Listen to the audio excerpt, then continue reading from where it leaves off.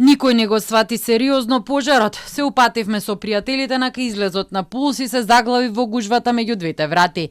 Не бев свесна дека е страшно и мислев дека ќе излеземе сите. Сведочеше денеска Теа Ѓорѓиева, која трагичната вечер била на концертот на ДНК во Кочанската дискотека. Често го посетувала Пулс и кога била малолетна, а се користеле пиротехнички средства и порано.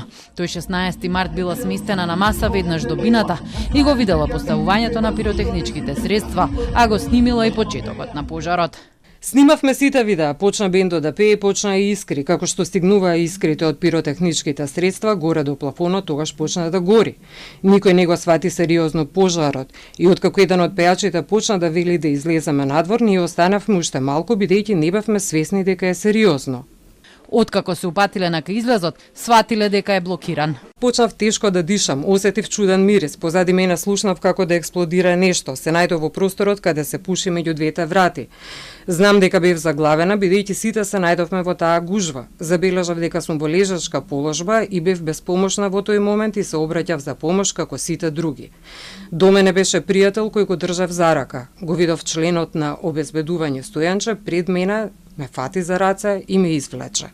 Дел од повиканите сведоци не беа присутни бидејќи се уште не се достапни на органите за прогон. Обвинителството на наредното рочиште ќе се произнесе по барањето на сопственикот на дискотеката Дејан Јованов Деко да оди во домашен притвор поради нарушена здравствена состојба.